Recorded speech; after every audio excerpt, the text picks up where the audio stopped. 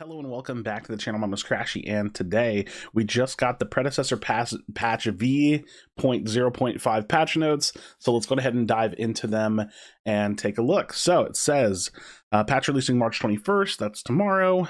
Greetings, champions. Patch v0.5 is almost here. With it comes the arrival of our first ever original hero, Kira, the Deadly Shadow Huntress. As mentioned in last week's announcement, we're extending Season 1 until the 17th of April to give everyone a little extra time to unlock these epic end of season rewards, which we saw from, Hunter skin, all the other stuff that we saw in the old roadmap. This is our last major content update of Season 1. We've delivered a lot during the first period of early access, but unfortunately we've not quite finished everything that we wanted to finish in this time. Specifically, we're still hard at work on the public API, competitive nights, and spectator replay mode. There's a chance that some of these features might be ready to release alongside our next balance patch 2 weeks from now, but if that isn't possible, then we'll expect they'll arrive a month from now with the v0.6 update. Regarding the tutorial specifically, we're working hard on this, but need more time than most of the features, so this will be released during Season 2. Back to this week's patch, Kira isn't all that's coming in v0.5. We're also adding XP rewards to the AI mode, new skins to the shop, and releasing a player survey too. So, cool. Kira is, of course, the star of the show this week. Sorry, Shinbi. You can't wait to see you all hitting the battlefield with her. Nice. All right. So we got Kira. She's joining. They have the blog post for Kira, and we've already gone over that. So let's go ahead and take a look at these improvements. AI mode XP, honestly, I'm not going to read this. I get it, right? They're adding XP to the AI mode. We've seen some of these skins already in my skin review, so check out that video if you haven't already. But it also looks like they're trying to be a little bit more intentional with the rarity of the skins. You can now see the rarity of the skin above the name in the store, so it'll actually tell you in the game what the rarity of the skin. But we do have some new rarities, and of course you can buy platinum in the Epic Games platform, which I actually was wondering when that was coming. So very cool. So you have common, rare, and it kind of explains what the different skin rarities are going to do. So they can have a number of changes in its rarity tier in any combination. The more changes there are, the more complex they are. So very cool. So basically, the cooler the skin, the more it's going to cost. Player surveys. All players who reach level 10 and above will be prompted on a login to fill in a one-time only feedback survey via Google Forms. The pop-up can be dismissed if you would like to fill out the survey at a later time. There will be a button at the main menu linking you to the survey. Feedback's important to us, so yeah, go fill out the survey. This is probably a little bit more of an in-depth survey since it's via Google Forms. It'd be nice to give them some feedback. Re-enabling the kill counter is super cool. Excited about that. Early in the season, we removed the kill counter that appeared on the HUD. We chose not to communicate this at the time. We had hoped by removing the counter there would be a positive impact on some tracking data that we were monitoring, and therefore it was important that players discover the change organically. Having reviewed the data, however, we found that this change did not have the impact we hoped for, so we're re-enabling the feature. We appreciate all the feedback the community provided on this topic. Yeah, don't take the kill counter away. Other improvements. Wards can no longer be placed on non-walkable areas. Core alarm duration decreased from 5 seconds to 4 seconds. Adjust camera shake in general based on community feedback.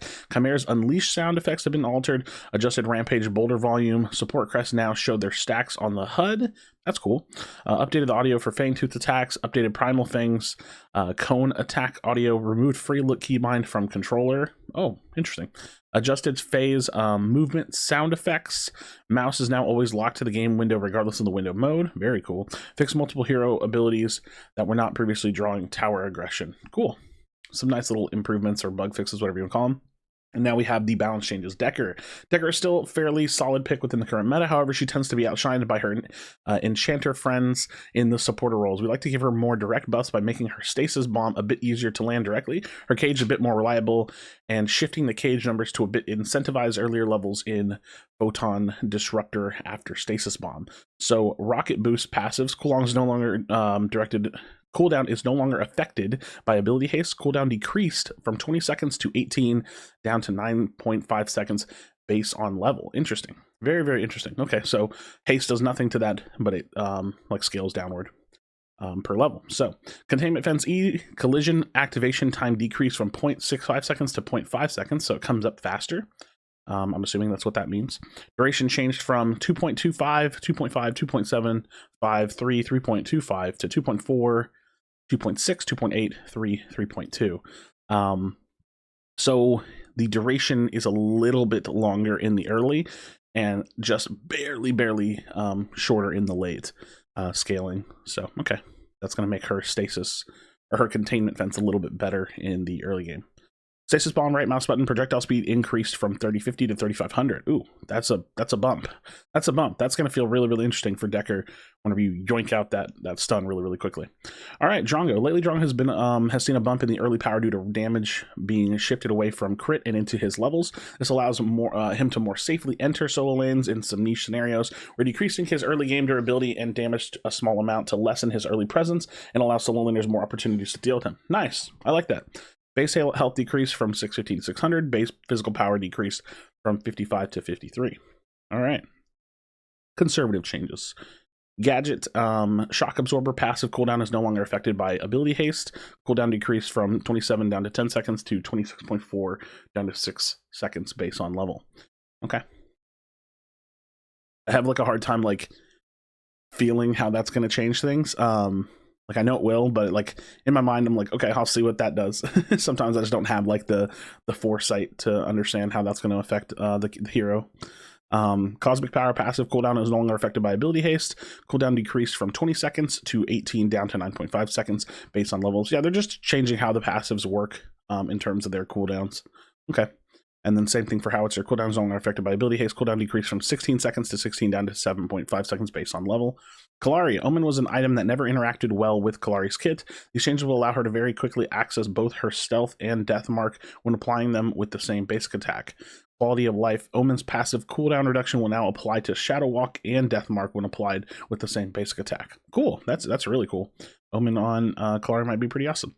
So Shadow Dance passive cooldown is no longer affected by ability haste. It will be cooldown decreased from 22 down to 6 seconds to 20 down to 3 seconds based on level.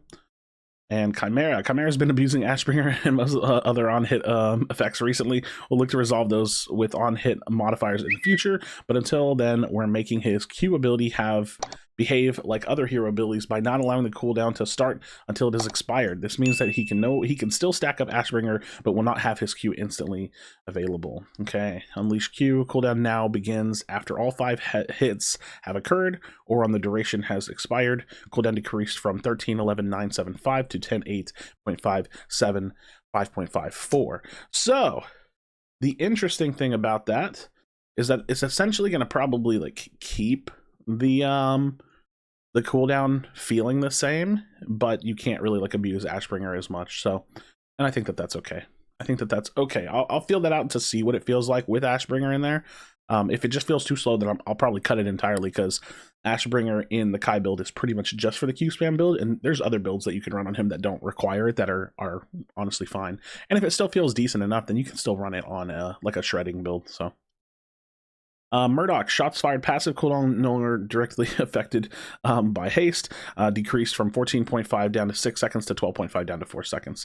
Steel shield bash stun duration increased from 0.3 seconds to 0.5 seconds.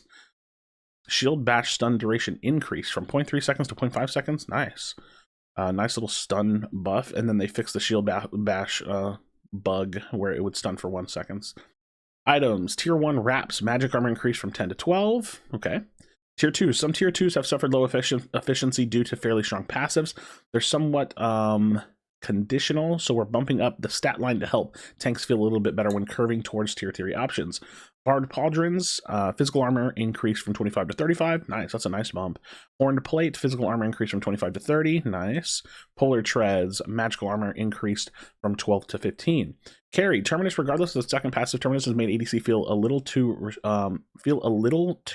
resistant to burst damage, especially alongside other defensive item options. We're decreasing the scaling a bit alongside fixing its second passive. A non-passive shield scaling decreased from 100% total physical power to 80% total physical power. Good. Terminus is nuts. Yeah. That's gonna make ADCs feel a little less impossible to kill.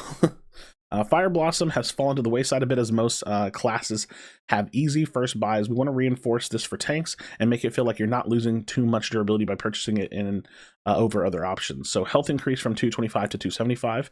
That's pretty nice. There are some niche cases where I will like skip the Fire Blossom to go straight into like a Horned Plate to build a Tainted Guard, but that's more about wanting to get the Tainted Guard online. But yeah, Fire Blossom feels like an item that you get when you want to clear jungle, and it doesn't like it does do good damage, but this is like being a nice little bump will make the item feel a little bit better. So that's awesome. Frostguard suffers a little less efficiency than it deserves due to its strong effect. We're giving it a bit more armor to make it feel better to pick up compared to other tank options. This is going to be a nice one. I'm going to like this a lot. Physical armor increase from 50 to 60. There's only like Frostguard's a pretty niche kind of item to me. I think there's like a couple of reasons why you would grab it, but it's not like a mainstay in any of my builds. But bumping the armor up is going to be, you know, a little bit more helpful. So X-bound breakers like Foxgard, we're hoping these changes help the Richters and Deckers of the world pick this item up again. Physical armor increase from 50 to 60. Meditation passive percentage current mana deactivation decreased from 60% to 50%. Interesting. I'm not a support player, and I often forget what this item does, but I do know that it's like decent, so that'll be interesting to see if these changes are helpful. Tainted Bastion. Likewise, Tainted Bastion is also getting a small bump to its durability to help tanks feel a bit better picking it up and even pairing it with Tainted Guard. Magic armor increased from 30 to 35. Colossal damage mitigation increased from 5 to 6%. Very nice. So you're at minimum getting that the 5 to the 6% that can bump up to 10%. I still think that that's how it would work. So that could be an interesting option because it's got more magic armor on it. And yeah, you could potentially look to grab this. This is really good like counter build option against like Sev and Countess specifically. So, and maybe even Shinbi, but she's not like super relevant in the meta right now. But yeah, could be an interesting option. It still is an interesting option. I build it from time to time. Minions, ranged minions, damage to heroes modifier increase from 35% to 40%, and siege minions, damage to heroes modifier increase from 60% to 70%. All right, minions hit harder. That's scary. That's scary. We'll see how that feels, because that sounds awful, but we'll see. Who knows? Towers, general ramping damage increase from 30% per shot to 35% per shot. Still stacks up to 4 times. Outer tower health increase from 4,500 to 5,000. Okay, so towers are stronger. They're stronger. Map general, players should now be able to blink more easily outside of the epic monster pits from the rear wall. Yes, they lowered those walls. The wall next to the 5-stack brown minion camp has been lowered to allow for easier jumping from the riverside into the camp. From the riverside into the camp. I can't think of what that is. The wall next to the 5-stack brown minion camp has been lowered to allow you for easier jumping from the riverside into the camp. The 5-side minion, I don't know. Is it the like when you're running up the river stairs, that wall that you can jump over to jump into the 5-stack camp? Yeah, it has to be. Who has a hard time getting over that wall? Kalari can get over the wall. Maybe characters like Decker. I'm having a hard time imagining who can't get over that wall, but either way, like I never have a hard time getting over that wall, but okay, they lowered it a little bit. That's fine. I mean, it's not going to hurt. And then the full list of bug fixes will be added once the update is live. Okay. And that's all for this week. So really some interesting changes, making minions stronger, making towers stronger. The minion ones is an interesting one. I never know when minions should or shouldn't be strong, to be completely honest. I just kind of go with the flow of it. I am liking seeing some like increased armor and like tankiness coming out a little bit. Seems a little good. Nothing crazy, because these aren't like all main items except for maybe Fire Blossom. Small hit to Drongo, small hit to Terminus, that's going to feel good. And then tier 2 item bumps too. Like this is going to help like that curve to strength for tanks. On a few items. So really interesting changes. We'll check out Chimera. I mean, we'll wait and see what everybody thinks about everything, but we'll see how the stun increase feels. We'll check out Chimera. And then some of these passive changes, I don't think they're going to feel like, you're probably not going to notice them at all, but they're just like kind of changing how passives work a little bit. So friends, drop a comment on the video. Let me know what you're thinking about this patch here. Yeah, it's interesting. It seems a little conservative, but we do have a whole new hero coming out, some new skins coming out, and we'll go from there. So thank you so much for watching. Like I said, drop a comment on this. Make sure you subscribe to the channel if you haven't already. As always, be sure to be kind of one on there. Tell someone you love them, and I'll see you in the next video.